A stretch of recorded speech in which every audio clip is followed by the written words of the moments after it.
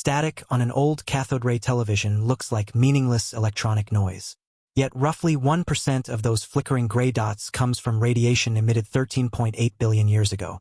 Watching that static means observing the birth of the cosmos. When an analog television receiver is disconnected from cable and tuned between channels, its circuitry picks up random electromagnetic signals. Most of this static originates inside the receiver electronics or from local atmospheric storms.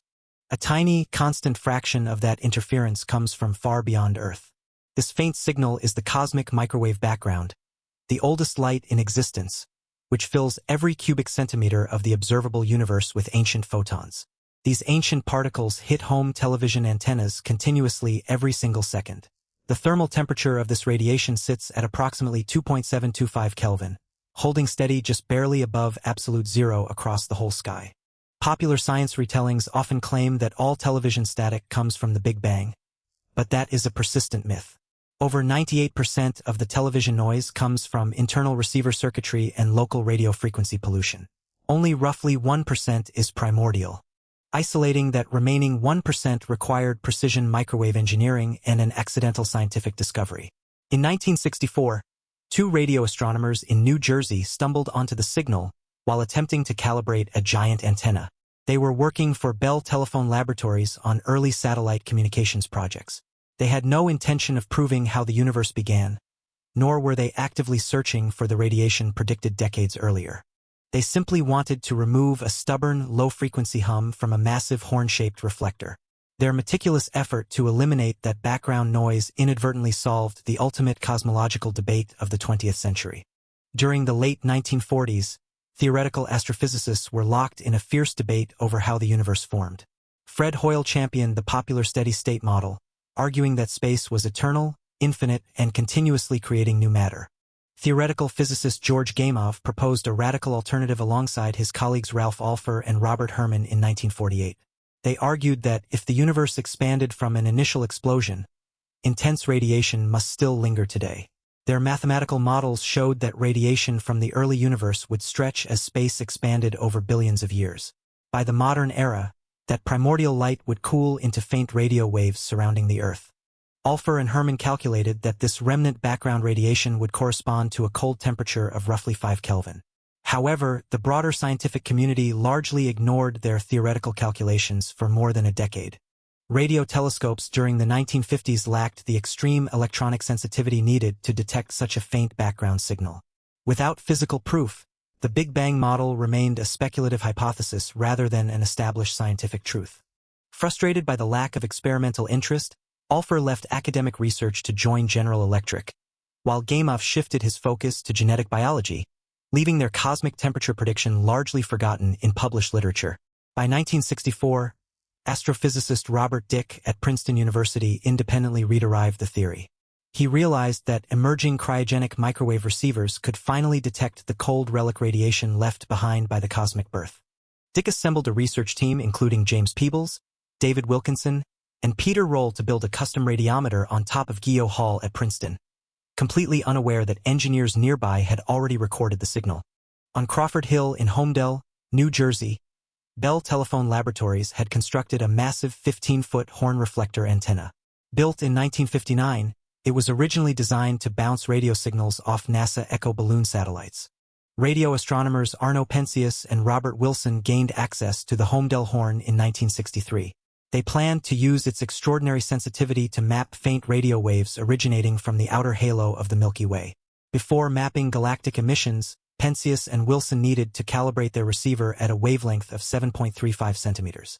They expected to find zero excess noise when pointing the horn away from the galaxy. Instead, the sensitive instrument registered an unexpected uniform background noise. The receiver recorded a persistent temperature excess of roughly 3.5 Kelvin, far higher than any predicted instrumental noise level within the system. The strange signal was entirely isotropic, remaining completely identical regardless of which direction they pointed the giant horn antenna. It did not change with the seasons or fluctuate between day and night observations. The noise did not originate from the sun, known stars, or the dense core of our galaxy. It was evenly distributed across the entire visible sky, behaving like an intrinsic physical property of space itself. Penzias and Wilson systematically tested every potential source of mechanical and electrical error. They replaced worn receiver components, checked internal wiring, and aimed the horn toward New York City to test for urban interference. The persistent background hiss remained completely unchanged. The instruments were functioning with perfect accuracy, proving that the mysterious radiation was real, physical, and constantly striking Earth from outside our atmosphere. Searching for a mundane physical cause, the researchers climbed inside the aluminum horn structure to inspect the interior. They discovered a pair of pigeons nesting inside the narrow throat, coating the metal walls with droppings.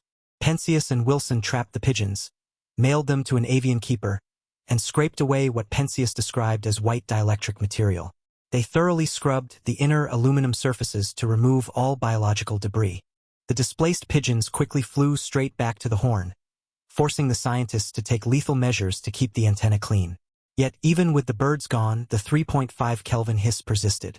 The researchers had exhausted every terrestrial explanation, ranging from secret military radar tests to fallout from high-altitude nuclear detonations.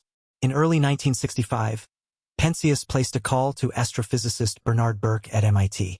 Burke remembered reading a draft paper by Jim Peebles from Princeton that predicted a background cosmic noise. He urged Penzias to contact Robert Dicke immediately, linking practical observational data with theoretical cosmology. When Dicke finished his phone conversation with Penzias, he turned to his Princeton research group and famously remarked that they had been scooped. The long search was effectively over before their own radiometer was finished.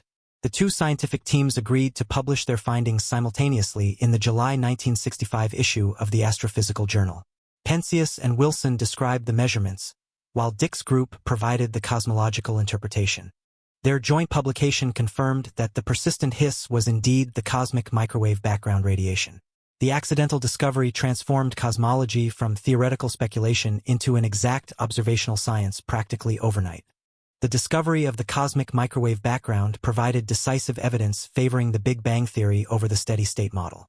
It proved the universe expanded from an extremely hot, dense state roughly 13.8 billion years ago. In 1978, Arno, Penzias, and Robert Wilson were awarded the Nobel Prize in Physics for their accidental detection. The faint residual heat of creation was finally recognized as one of the greatest astronomical findings in history. Subsequent satellite missions measured this primordial radiation with breathtaking precision. NASA's Cosmic Background Explorer satellite, launched in 1989, confirmed the spectrum matched a perfect blackbody curve at 2.725 Kelvin. In 2001, NASA launched the WMAP spacecraft to map subtle temperature variations across the sky. Europe's Planck satellite followed in 2009, capturing high-resolution images of these microscopic primordial fluctuations. These micro-Kelvin variations represent the ancient gravitational seeds that eventually clumped together to form galaxies, stars, and planets. Without those tiny initial ripples in temperature, complex matter would never have formed anywhere. Every old cathode ray television served as an unwitting cosmic particle detector. When disconnected from broadcast signals, its internal receiver caught photons that began their journey when the observable universe was in its infancy. Those photons decoupled from matter 380,000 years after the Big Bang, traveling through expanding space for billions of years before finally striking consumer antennas on Earth. As analog technology disappears and digital signals dominate modern screens, this direct physical link to cosmic birth becomes invisible to daily human experience, leaving us to wonder what other primordial secrets surround us undetected.